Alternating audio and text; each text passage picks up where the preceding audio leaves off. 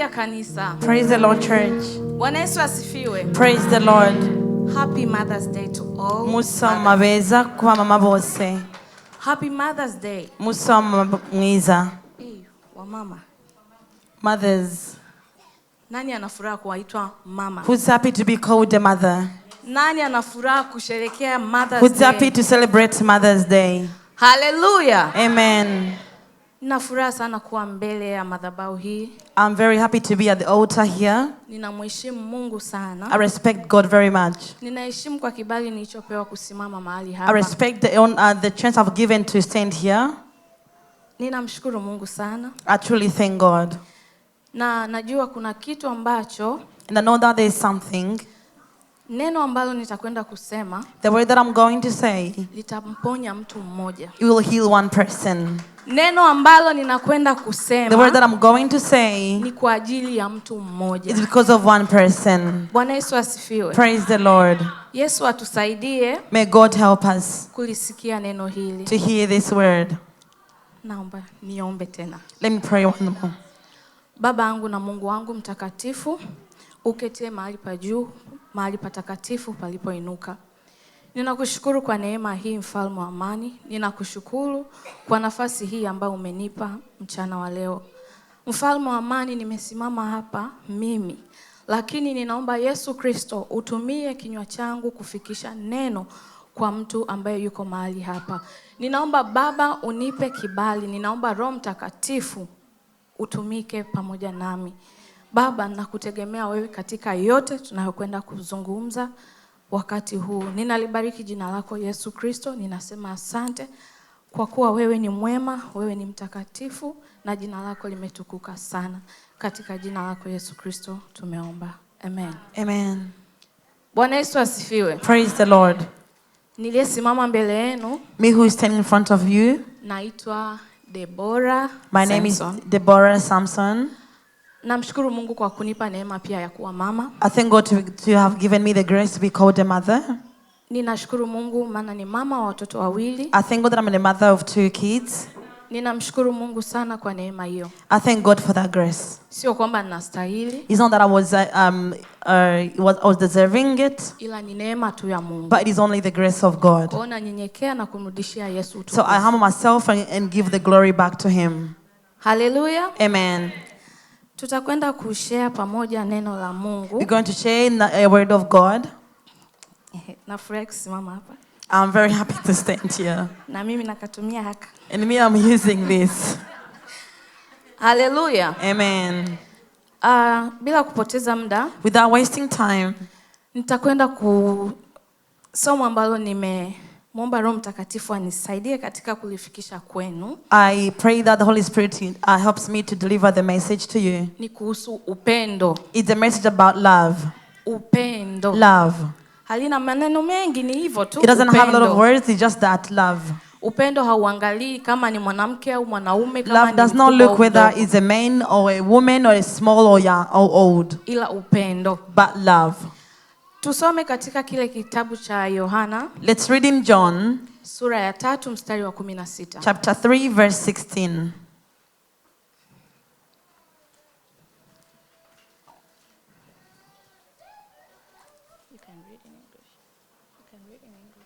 Oh, we're going to read John chapter 3 verse 16. He reads, "For God so loved the world that he gave his only begotten Son, that whoever believes in him shall not perish but have an everlasting life." Amen. Amen. Hey. Bwana Yesu. Nimesahau kusema ambaye niko pamoja naye. I forgot to mention the person that I'm with. My name is Happiness, a loved and precious mother of 2 diamonds. Amen. Mtumishi wa Mungu, unaweza ukatusomea kwa Kirundi? Can you read for us in Kirundi, please? Kukurukundi Imana yakunze abari mwisi ariko gwatumye itanga umwana wayo w'ikinege ngo umwizera wese ntazapfe rubi ariko ahabwe ubugingo budashira. Amen. Amen. Amen. Ukisoma kwa Kiswahili When you read in sitasoma, Swahili, I'm not going to read. lakini inasema kwa maana jinsi hii Mungu aliupenda ulimwengu But it says, because of God loved the world, hata akamtoa mwanawe wa pekee. he gave his one begotten son. Hakusema mwanae kati ya wengi, He not say his son among the others. alisema mwanae wa He pekee. said his only begotten son. Nafikiri tunaelewa ukisema kitu cha pekee. I believe when I say a begotten something, you understand what I'm trying to say. Ni kwamba ukikitoa It means when you give it, hauna kitakachobaki. you don't have anything left. Kwa hiyo huo ni upendo mkuu mno mno. That is a mno, very mno. big love, very much, much big love. Na tukisoma katika Wakorinto 13, Wakorinto wa kwanza 13:13. And when you read in 1 Corinthians chapter 13, verse 13, amesema vitu vingi, lakini pale kuna neno akasema lililo kuu ni upendo. he mentioned a lot of things there, but he said more than everything else is love. Kwamba upendo umebeba kila kitu. Love is carrying everything. Huwezi kuwa Mkristo kama huna upendo. You cannot be a Christian without love. Huwezi kusema mimi nimeokoka kama huna upendo. You cannot say I'm saved without love within you. Huwezi kusema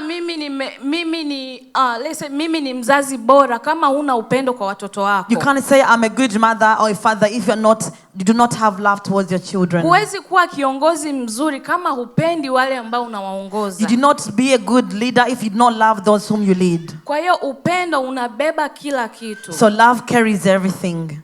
Na tunapoendelea mbele, When we continue forward, naomba niulize watu wawili hapa kanisani. let me ask two people here in the church. Nitachagua tu ili tusipoteze muda. I will choose so we don't waste time.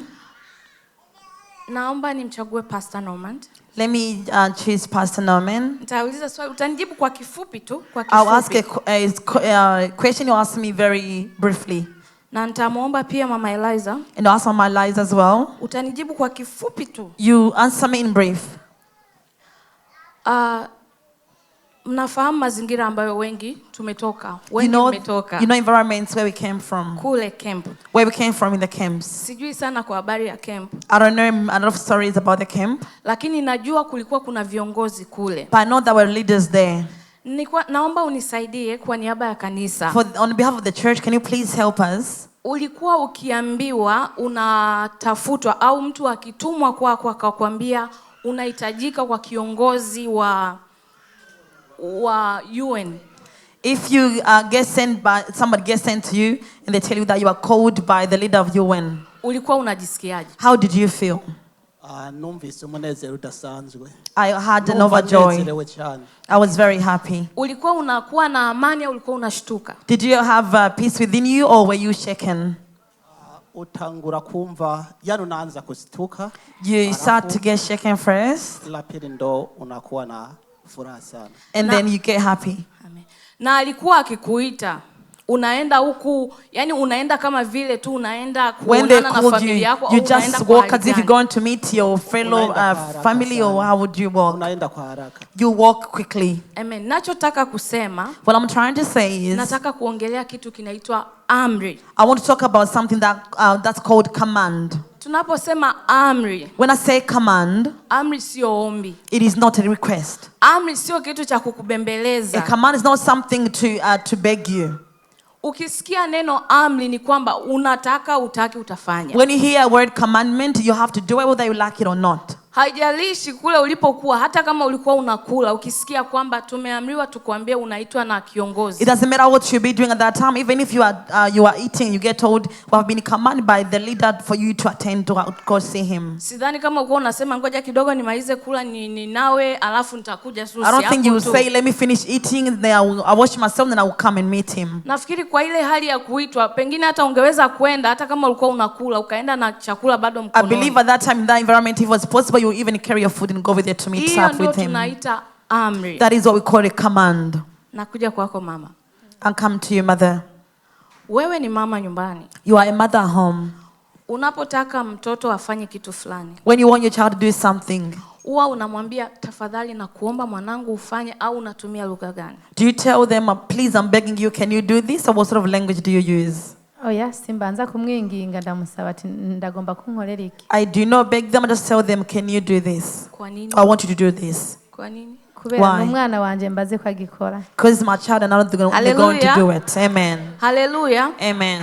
Nachosema What I'm saying, unapopata unapopewa amri, when you are being commanded, hupaswi kujiuliza mara mbili kwamba nifanye au nisifanye. you don't ask yourself whether I should do it or not. Hata kama ni kibaya, Even if it's bad, utakuja kujiuliza baada ya kumaliza kufanya kile you ask ambacho yourself later umefanya. after doing what you were commanded to do. Naomba tusome Mathayo 22:34. Let's look in Matthew chapter 22 verse 34.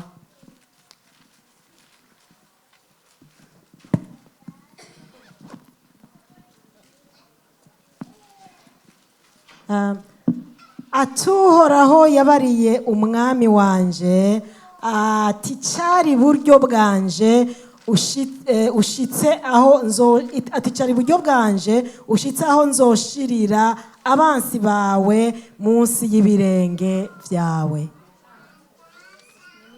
32 verse 30. Chapter 22 verse 34. Oh, 34. Yes. Sorry. To 40. Ibwirizwa rikuru. Abafarisayo bumvise ko Yesu yajoreje abasadukayo bakoranira hamwe. Umwe muri bo umwigishwa w'ivyagezwe aramubaza amugeza ati mwigisha ibwirizwa risumba ayandi mu vyagezwe ni irihe? Aramwishura ati mukundishe uhoraho Imana yanyu imitima yanyu yose n'ubugingo bwanyu bwose n'ubwenge bwanyu bwose. Iryo niryo rihambaye rya mbere. Hari irindi rya kabiri rimeze nka ryo niri: mukunde bagenzi banyu nk'uko mwikunda, kuko ayo mabwirizwa yompi ivyagezwe byose n'amajambo yavugishwa n'Imana nayo niyo vyenenako. Amen. Amen. Amen. Bwana Yesu asifiwe. Amen. Ngoja nisome kidogo kwa Kiswahili. Let me read a little bit in Swahili. Mstari wa 37 mpaka 8. 35, 38. 37, 38. Akamwambia, mpende Bwana Mungu wako kwa moyo wako wote na kwa roho yako yote na kwa akili zako zote. Hii ndiyo amri iliyo kuu. Tuishi hapo. Let's stop there. Kwamba amri iliyo kuu ni The upendo. greatest commandment is love. Bwana Yesu asifiwe kanisa. Praise God, church. Hallelujah. Amen. Tunapoongelea upendo, When we talk about love, kama nilivyosema, upendo unagusa nyanja zote. as I said, love touches everywhere and everything. Maisha yetu ya kila siku yametawaliwa na upendo. Our daily life is surrounded with love. Kwa sababu Because huwezi ukafanya kitu au huwezi ukasema mimi ni mwema kwa fulani you kama cannot say I'm humpendi. good to that person if you do not love them. Na huwezi ukasema mimi nampenda fulani kwa matendo ambayo unafanya yanaonekana And you do hayana not say upendo I love ndani that yake. person when you're doing what you're doing is different to what you're saying. Na hata kanisani Even the church. hatuwezi kuongozwa na Roho Mtakatifu kama hatuna upendo. We cannot be led by the Holy Spirit if we don't have love within us. Tunaposema kanisa, When we say church, sio hili jengo. it is not the building. Kanisa A church ni mimi na wewe. is me and you. Kanisa Church ni moyo wako wewe. is your heart. Kanisa A church ni matendo yako wewe. is your deeds. Kama unasema wewe ni Mkristo na If you say hauna that you're a upendo Christian, ndani you do not yako, have love within you, utawezaje kumvuta yule ambaye how hamjui are you Yesu going to be kuja able to kanisani? call that person do not know God to come to church? Utawezaje kusimama na kumhubiria How are you mtu going to neno be la to teach Mungu that person the word of God who do not know God? kama matendo yako yenyewe hayana upendo If ndani your deeds yake? do not have love within it. Kwa sababu kinyume cha upendo ni chuki. Because after, beside love, there's a hatred. Kwa ukishasema mimi nina upendo, If you say I have love, tayari umeweka chuki kando. that means I've put hatred on the side. Na ndugu zangu tuelewane, My brother, let's understand each other. kumpenda mtu To love somebody, sio kumpa pesa. it does not mean giving them money. Je, umechukua muda wako kumwombea? Have you taken your time to pray for them? Je, umesikia mwenzako ana shida ukamjulia hali? Did you hear about that your person have a problem that you went to meet to see them? Je, umesikia kuna shida mahali ukawa mstari wa mbele kusaidia? When you heard the problem somewhere, were you the first in line to go and help out? Kwa sababu mwingine anaweza kusema upendo ni kuwa siku nikiwa na hela mimi nitaonyesha upendo mpaka watu wote Because some people say, watajua. when I have money, I will show my love until everybody knows me. Ni lini tutajua una pesa? When are we going to know that you have money? Ni lini tutajua sasa umeamua kutuonyesha upendo? When are we going to know when you have decided to show us your love? Je, unajua garantia ya maisha yako? Do you know the guarantee of your life? Unajua utaishi miaka Do you mingapi? know how long you're going to live? Huko unakosema siku ukifika utafanya ni lini? Where you saying you will do what you gotta do when you reach there, when is that? Hallelujah. Amen. Na tukipendana tunatimiza amri ya Yesu. When we love each other, we're fulfilling the commandment of God. Huwezi kusema unampenda Yesu na umemkiri kama Bwana na Mwokozi wako You kama cannot say you love God and you have received him as your father and a savior if you do not have love for him. Na leo tunapoongelea siku ya wanawake, When we're talking about Women's Day today, jamani, ni kwa sababu ya upendo wa Yesu. it is because of the love of God.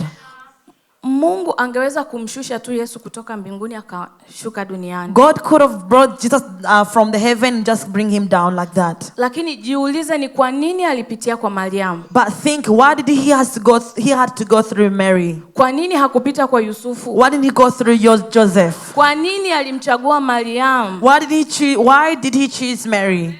Ni kwa sababu ya upendo alionao kwetu sisi wanawake. It's because of the love he has towards us women. Ni kwa sababu ya thamani tulionayo mbele It's because zake. the value we have in front of him.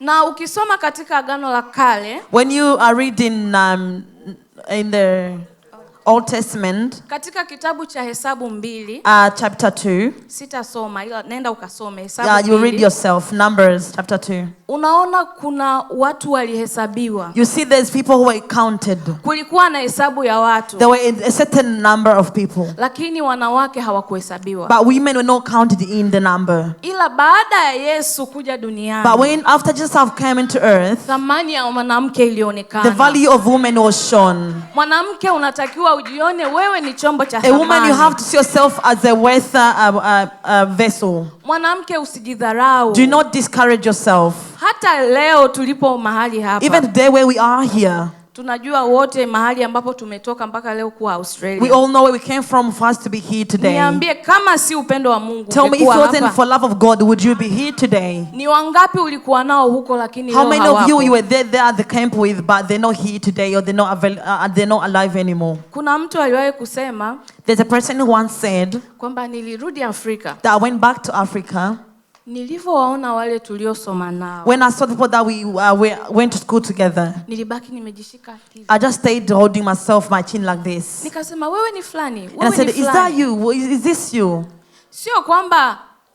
Sio kwamba wamebadilika, sio kwamba wamekuwa labda watu wa tofauti. It's not that they have changed, became different people. Wamezeeka. They have got old. Na sio kwamba wamezeeka umri umeenda. It's not that they have got old because they're old in age. Ni kwa sababu ya maisha ambayo yanaishi. But because of the life or the environment that they live in. Kwa hiyo mpendo, usichukue hii hali So kama ya kawaida. do not take this environment for granted. Kila unapolala na kuamka mshukuru Wherever Mungu. you sleep and wake up, thank God. Mshukuru Mungu pale ulipo. Thank God wherever you are. Usiwe mwepesi wa kukufuru, usiwe mwepesi wa Don't be kulaumu. easily to just complain. Mshukuru Mungu. Thank God kwa upendo wake kwetu. for his love for us. Hallelujah. Amen.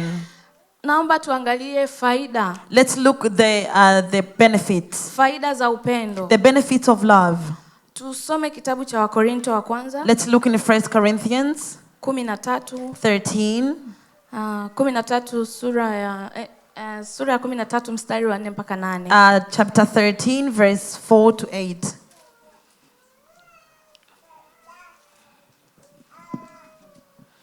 First Corinthians 13, 4 to 8. Urukundo rurihangana rugira neza.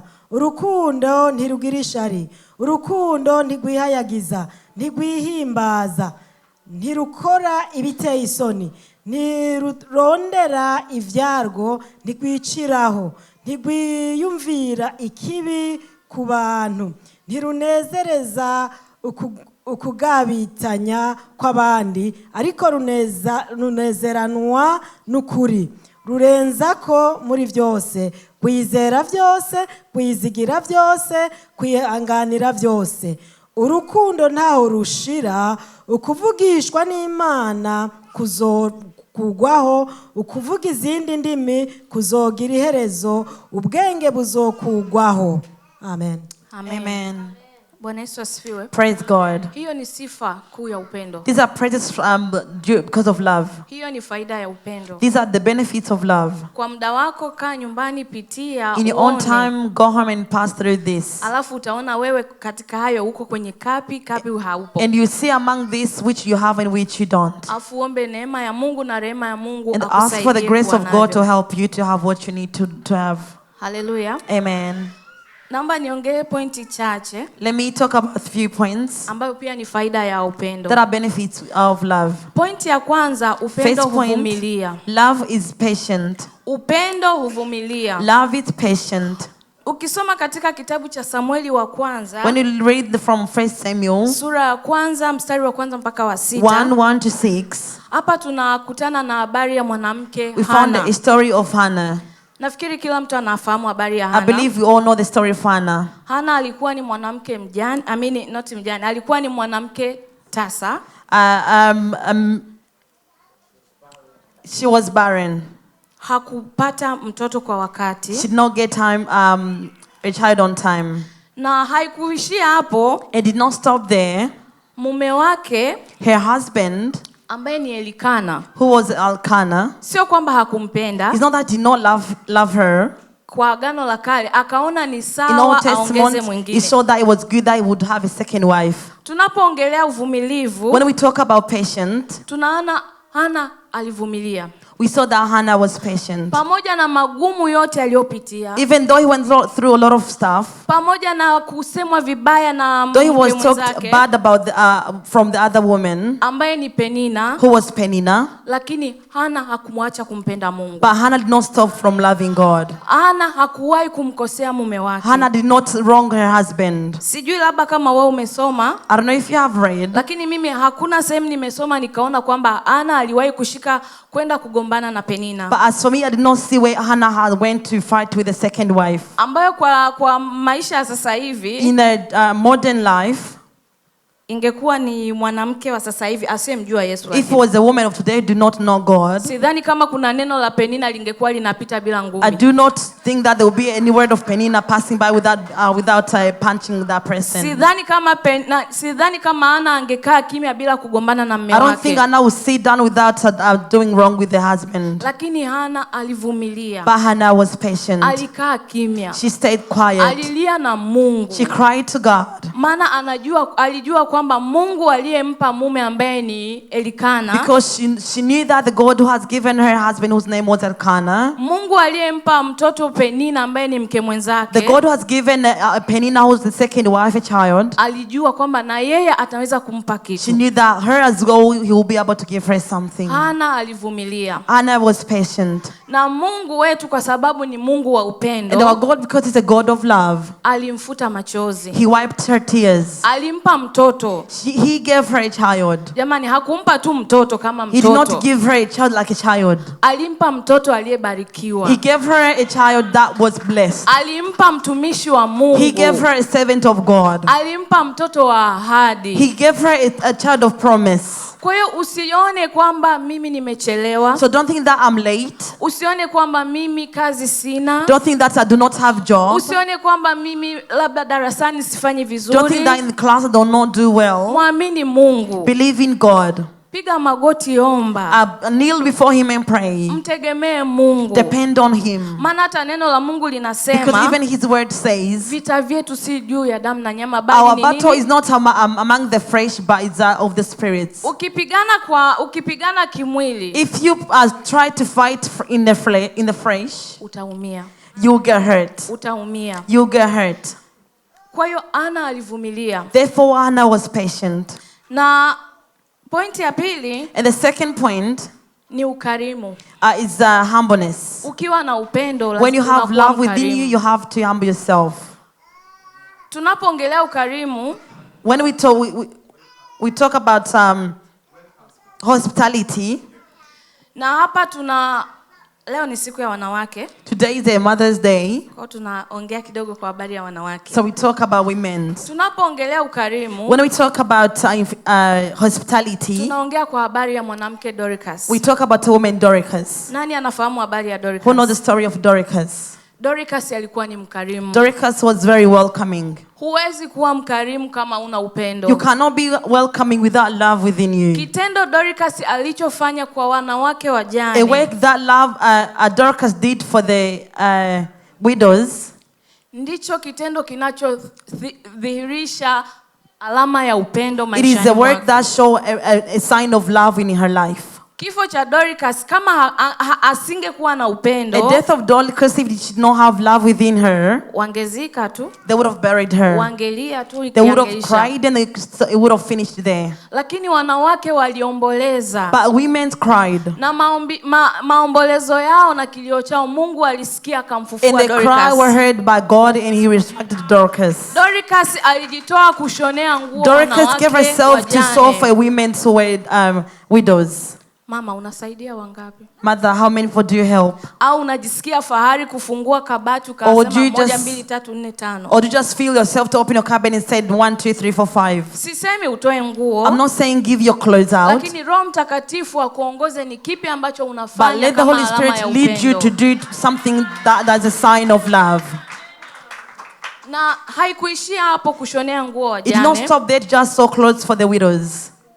Dorcas alichukua muda wake mwingi kuelezea watu habari za Mungu. Dorcas took a time to teach about God. Unaweza kuona Dorcas ni mwanamke wa aina gani. You may see how Dorcas, what sort of woman she was. Wanawake wa mama wenzangu na kanisa zima, in the whole church. umetumia muda gani kumshirikisha mwenzako neno la Mungu? How many times have you taken time to share the word of God to your fellow friend? Au ndio ile unasema neno la Mungu ni Jumapili na Ijumaa Or kanisani? is that you say the word of God is on Sunday and that's it? Au At unasema church? anayepasa kufundisha neno la Mungu ni mchungaji tu na Or you viongozi say wa who's kanisa? deserving to preach is the leaders in the church? Mpendwa, Our brethren, hata mchungaji, hata mzee wa even kanisa the pastor or the elder of the church hakuzaliwa akiwa mchungaji. was not born as a pastor. Neno la Mungu si kwa wachungaji peke The word of yao. God is not only for the pastors. Sisi wanawake, Even women, us women, maisha yetu ya kila siku ni kama shule. our daily life is like a class, Tunaka- education or a class. Tunakaa na watoto nyumbani, We sit together with our children. tunakutana na watu We wengi. meet with a lot of people. Tumetumia muda gani kuongea na watu? What time have we used to preach to people? Tumetumia muda kiasi gani kuwashirikisha neno la Mungu? How much time have we used to share the word of God with them? Bwana Yesu asifiwe. Praise God. Hiki ni kitu ambacho unaweza ukakifanya kama This utani, is something that you can do as a joke, lakini kwa Mungu kina hesabu kubwa but before sana. God it's count for a precious thing. Amen. Amen.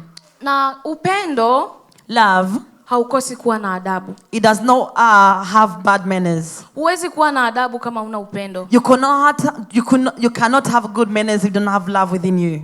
Wazazi tunafurahi tukiona watoto wetu wana The adabu. mothers get happy when we see our children have good manners. Je, wewe una adabu? Do you have manners, good manners yourself?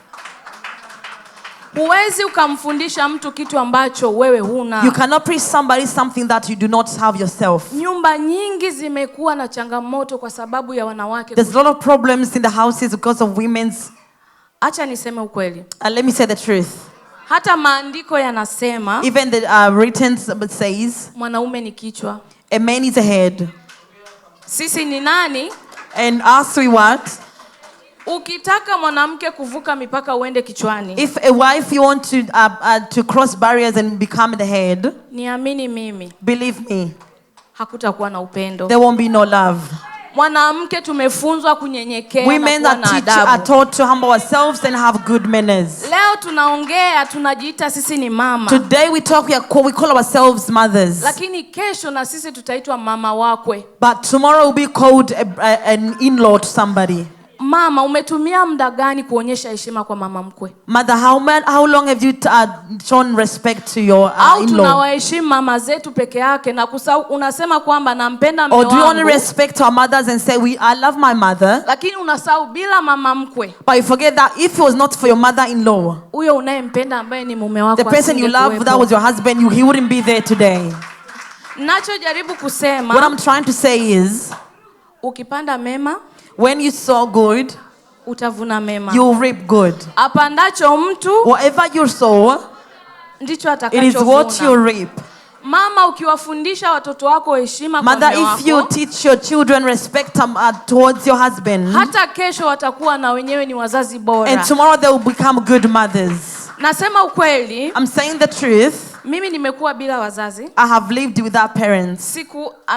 Angalau mama nilimuona, At least I saw my mother. lakini mama yetu siku zote But our mother, all the time, alikuwa anatufundisha kumpenda Yesu. she would teach us to love God. Alikuwa anatufundisha kuwatii wakubwa kwa She wadogo. was teaching us to respect the older and the young. Alikuwa anasema leo nipo, kesho She would sitakuwepo. say, I'm here today, but tomorrow I won't be here. Sijui ni nini alikuwa anaona, I don't know what she was seeing, lakini nilivyokuwa but when I grew up nikaelewa kwa nini mama alikuwa and anasema vile. understood why my mother was saying that. Mama, tumebeba kitu kikubwa mno. Mothers are carrying a very big thing. Na ndio maana nimesema mama, usijidharau. That's why I say, mother, do not look down on Hata yourself. kama mtoto wako ni mrefu, Even ni if mkubwa your child kuzidi is very wewe, tall and very bigger than you, simama kama mama. stand as a mother. Mfundishe neno la Mungu. Teach him or her the word of God. Mfundishe maneno ya Mungu. Teach him or her Hata her the word of hata God. uzee wake.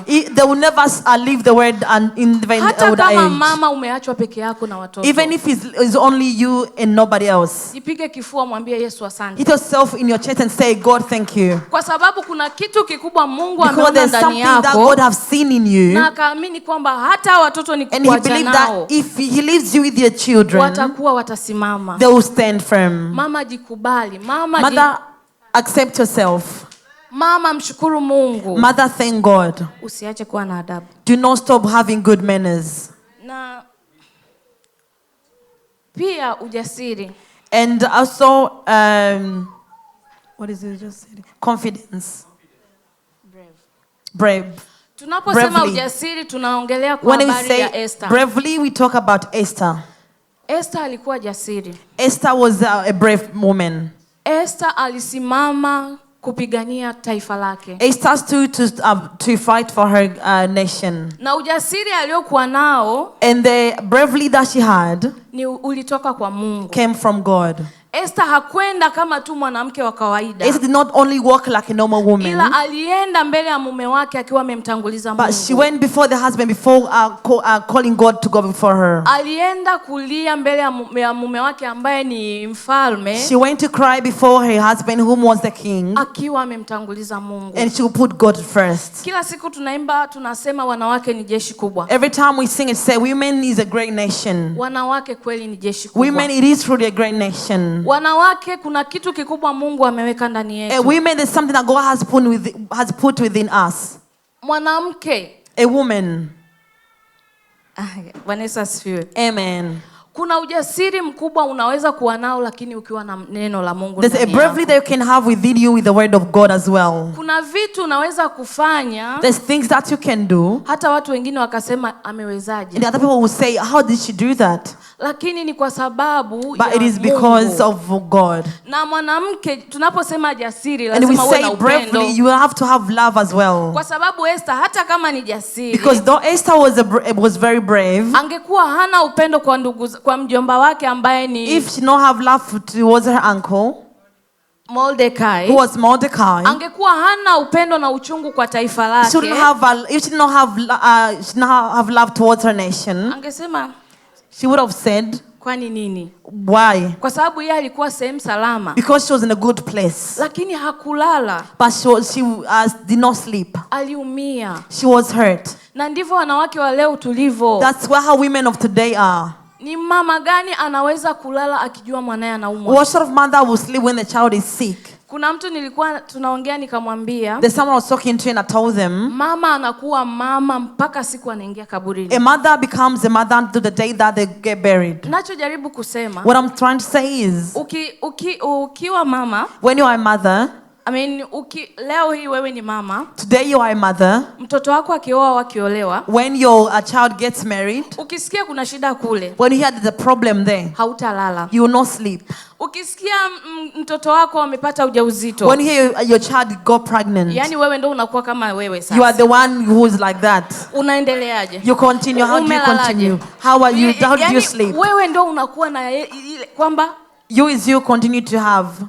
Na ni kwa sababu ya ule upendo na ujasiri Mungu ambao That is ameweka because the ndani love and the yetu. bravery that God has put Yani within us. maumivu ya mtoto wako The hurt towards your child, kwako yanakuwa ni mara mbili. it doubles up. Ukisikia ukoo uliotoka kuna habari mbaya, When you hear where you came from, there's bad Hautalala. news. You will not sleep. utatafuta jinsi gani utafanya. You will search for anything that you can do. Na huo ndio ujasiri tunaoutaka kwa And that's the bravery mama. we need from mothers. Na hata kanisani, Even the church. mwanamke kuwa jasiri kumpigania Yesu. A mother have bravery to fight for God. Mwanamke kuwa jasiri kutangaza jina la A Yesu. woman be bravely to announce the good news of God. Viongozi peke yake hawawezi. Only leaders cannot have themselves. Ujasiri tunaosema ni wa ule wa matendo yako. The bravery we say it's your deeds. Onyesha upendo kwa watu unaofanya nao kazi. Show love towards the people you work with. Onyesha upendo kwa majirani. Show love to your neighbors. Hata kama hawatakuja amazing, Even if they will not come to lakini amazing, kule watakapoenda but wherever they will go, watasema tulishuhudiwa neno la Mungu they na say we have fulani. seen the word of God. I Na heard the huo word of ndio God from that ujasiri wa person. kimungu And that's the tunaosema. bravery of God that we're talking about. Ninapomaliza, As I'm about to finish, tunaposherekea Mother's Day, when we celebrate Mother's Day, ni kwa sababu ya heshima kubwa tulionao mbele za it is Mungu. because of the respect of we have before God. Wanawake Mungu anatupenda. God loves women. Wanawake sisi ni wa thamani. We are valuable for God. Wanawake sisi ni chombo cha thamani. Women, we are very valuable vessel. Mwanamke jitambue. A woman, know yourself. Mwanamke jithamini. A woman, respect yourself.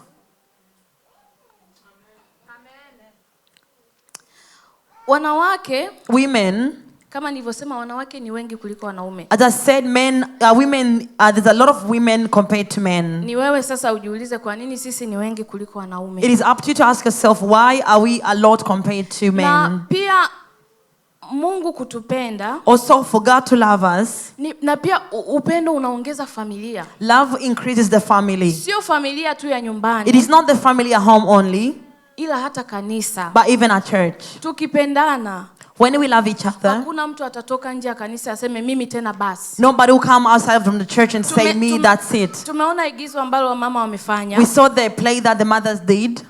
Kuna wamama walikuwa wabishi kwenda kanisani. There's mothers did not want to go to church. Walithamini mtandao kuliko kuingia They kanisani. valued technology more than coming to church. Kuna wamama wawili waliowaambia wakajibiwa vibaya, walikata tamaa wakaondoka. There's two mothers who told the other ones good news, but they were answered bad, so they just left. Lakini kuna wamama wawili There's wanaojua other two kusudi la mothers Mungu who ndani know the will yao. of God within them. Walikaa pale mpaka wakahakikisha wale wabishi They sat there wamenyanyuka. until the women who didn't want to go to church, they went with them. Hiyo ndio thamani ya mwanamke tunayosema. That's the value of the woman that we're talking about. Ng'ang'ania kile unachokiamini Fight for what you believe in mpaka kiwe. until it comes to pass. Ng'ang'ania kile Fight unachokiamini for what you believe in mpaka kiwe. until it comes to pass. Jiulize, leo nikiondoka nimeacha alama Ask gani yourself, kanisani? if I live today, what sort of sign have I left in the church? Napenda sana kwa habari ya mama yetu ambaye ametangulia. I love the story of our mother who has passed away, Mama Wote Helen. tunafahamu habari ya Mama Helena. We all know the late Mama Helen. Yote yaliyotokea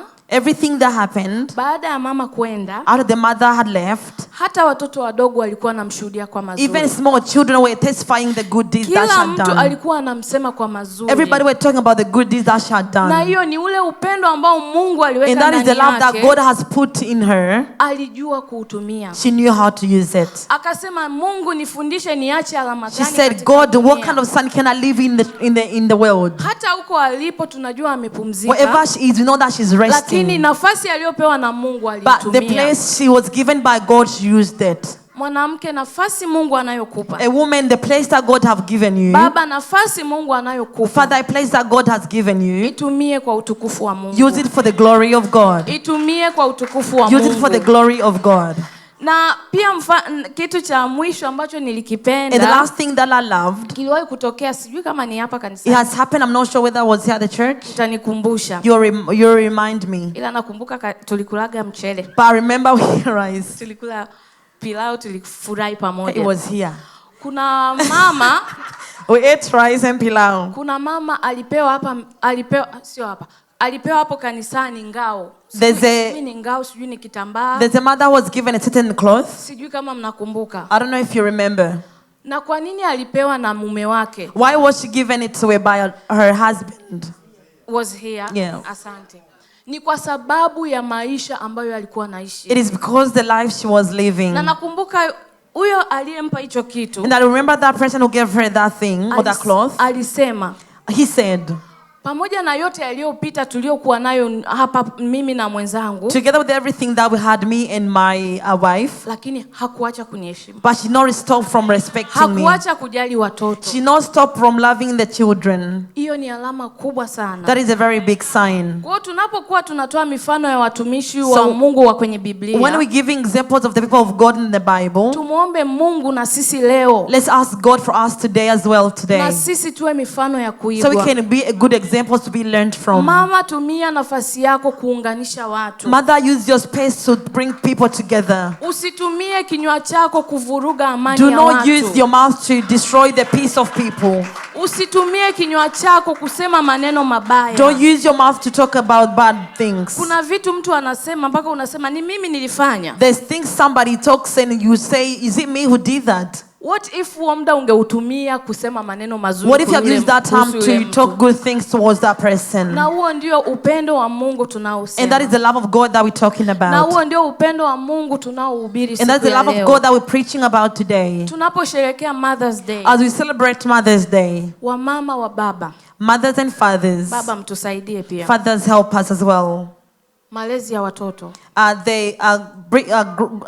The raising children. Tunahitaji kuwalea watoto katika njia iwapasayo. We need to raise our children in a good way. Tunahitaji kuwafundisha watoto maneno ya Mungu. We need to teach our children the word of God. Na tunaposema mzazi, And when we say parent, simaanishi mimi peke yangu. I don't mean me by myself. Mimi ni mzazi wa mtoto wa happiness. I'm a mother to a child of happiness. Mimi ni mzazi wa mtoto wa mama Aline. I'm a mother to a child of Mama Wewe ni Aline. mzazi wa mtoto wangu. You're a mother to my child. Usifurahi kuona mwenzako anadondosha chozi. Do not be happy when you see your fellow woman crying Kwa sababu ya uharibifu wa tabia za mtoto because wake. of her child's manners. Na hata ukisikia Even when you hear about it, wanawake wenye upendo, wazazi wenye upendo, women of love, mothers with love, tunafunikana. we cover each other. Ukiona baya, When you see something bad, usifurahi ukasema na amekoma. don't be happy said they have shown it to them today. Usiseme nilijua tu.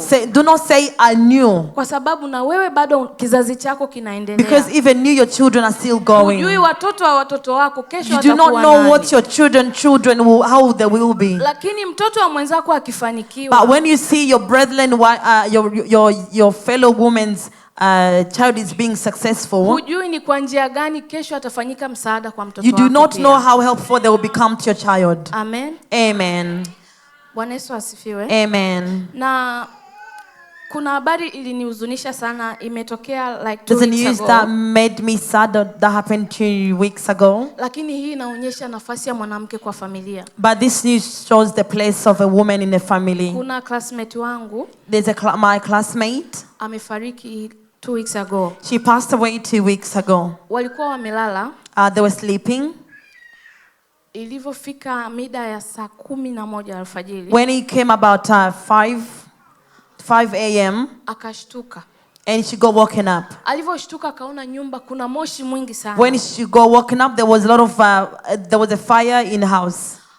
Smoke in the house. Alikuwa na watoto wawili. She had 2 children. Akatoka na yule mtoto wa kwanza. She came out with the first child. Akamuita msichana wake wa kazi. She called her servant. Akamwambia toka nje kuna moto. She called the house girl and told her, go outside, there's fire in the house. Unajua huo muda unakuwa bado una usingizi. You know that time you are sleepy, you don't know what is going on. Na yule binti alikuwa amelala na mtoto, akanyanyuka tu And that akaondoka. girl was sleeping with the child, but she just woke up and left the child there. Wamefika nje kama dakika 5. They got there and about 5 minutes after, Mama akamuuliza msichana, mtoto yuko wapi? the Ambaye ni mother asked mkubwa. the house girl, where is the other child? Akamwambia, sijui nimemsahau mimi. She said, I don't know where she is or he is. I left him there. Uliponiita niliitika, ila sikujua unaniita kufanya When you nini. called me, I just came. I didn't know why you were calling me. Ule moyo wa umama ndani yake, The heart of a mother within her, ule upendo ulioko ndani yake, the love within her, yule dada alirudi ndani. that girl went back inside. Alivorudi ndani, When she went back inside, alifanikiwa kumchukua mtoto, she was lucky to grab the child, lakini akakosa njia but there was no way for her to go kwa to sababu pass moto ulikuwa umejaa chumba kizima. because the room was full of Nyumba nzima. fire, the whole house. Kwa hiyo walifanikiwa kutolewa, So they were lucky to be taken out. lakini yule dada baada ya siku 3 alifariki. But the girl, after 2 days, she passed away. Mama wa mtoto alifariki The mother of the child passed away as well. na mtoto bado yuko hospitali. And the child is still in the hospital. Nachojaribu kusema, What I'm trying to say is, kama sio upendo, if it is not because of love, angesema mimi nimepona, she would have said, I'm already saved. siwezi kurudi ndani. I'm not going to go back Kwa sababu inside. sijui pengine naweza nikafa. Because I don't know what's going to happen. I might pass away. Na huo ndio upendo tunaouliza That's leo the love we're talking kanisani. about today here in the church. Huo ndio upendo tunavyosema upendo wa mzazi. That's the love we're talking about when we say the love of a parent. Na huo ndio upendo ambao Yesu Kristo alilipenda kanisa. And that is the love that God loved the church. Hakuangalia maumivu anayoenda kukutana He did nayo. not look the troubles or the temptation he was going to go through. Hakuangalia aibu anayokwenda kukutana nayo He atakaposulubiwa. did not see the things that he was going to go through when he was crucified. Lakini alijitoa kwa ajili yetu. But he gave himself because of us. Lakini alikufa kwa ajili He yetu. died because of us. Bwana Yesu asifiwe. Praise God. Mungu atusaidie kuwa na upendo. May God help us to have love. Mungu atusaidie neno la upendo likae ndani yetu. May God help us so we can have the word love within us. Mungu atusaidie kuonyesha upendo kwa mkubwa na mdogo. May God help us to show love on the elder and the young.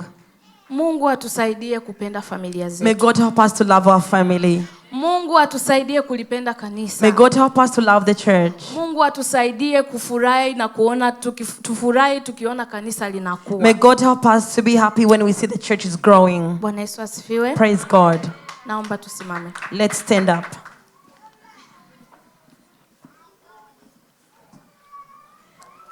Haleluya. Amen. Bwana Yesu asifiwe. Praise God.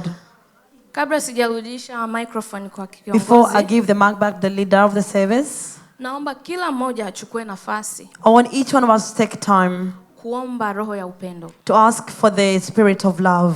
Sisemi kwamba hatuna upendo, I'm not saying that we do not have love, lakini tunatamani kila siku Mungu atuongeze. but we wish every day for God to add on. Kama ambavyo kila siku ukiamka As- unakula As when you wake up every day you eat, na ukiamka kesho unatafuta and when you wake chakula, up tomorrow again you search for food. ndivyo ambavyo tunatamani Roho Mtakatifu ajae ndani That's yetu. how we wish the Holy Spirit to be filled in us. Ndivyo ambavyo tunatamani roho ya upendo ikae ndani That's how we yetu. wish the love of or the spirit of love to sit in us. Ndivyo ambavyo tunatamani tuyaishi maisha ya upendo kila siku. That is how we wish to live a lovable life all the Maana time. pasipo upendo Without love, hauwezi kuona ufalme wa you mbinguni. cannot see the kingdom of God. Pasipo upendo Without love, tutaishia kuwa wakatili. we'll stop being who we are. Tutauana. We'll kill each other. Wote tunafahamu habari ya Kaini na Abel. We know the story of Cain and Abel. Sio tu chuki, ni Not kukosa only hatred, upendo but also mislove or not have love within the heart. kulifanya akamuua ndugu yake. It caused him to kill his brother. Tuombe kwa ajili ya vizazi vyetu. Let's pray for our children. Tuombe Mungu aweke roho ya upendo kwa watoto Let's wetu. pray for God to put a spirit of love in our children. Ili hata siku hatupo, So that even when we're not there, ili hata siku hatutakuwepo so that duniani, even the day that we're not alive anymore in this world, watoto wetu waendelee kuwa na upendo. our children can continue having love. Watoto wetu wasaidiane. So that our children can help each other. Inaumiza kulea mtoto alafu anakuwa hana upendo kwa It mwenzake. is sad to rear the children together but not to have love toward their brothers or sisters. Na asipokuwa na upendo hatutakuwa na kanisa And kesho. without love, we won't have a tomorrow church. Haleluya. Amen. Kwa hiyo hili ni swala la kila mtu, sio mama peke yake, There's baba, something mama, to do, a father and mother, not only for a mother. kijana, mtoto. Young and children. Tuombe roho ya upendo ndani Let's yetu. pray for love, for the spirit of love in our heart. Haleluya. Amen. Bwana Yesu asifiwe. Praise God. Naomba tuimbe kaimba kadogo wakati tunaomba. Let's sing one chorus and we pray.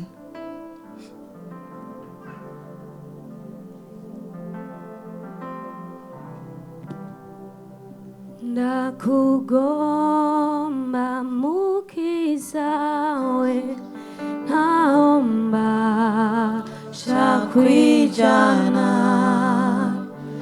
nifuza mora hafi ukajura ngomeza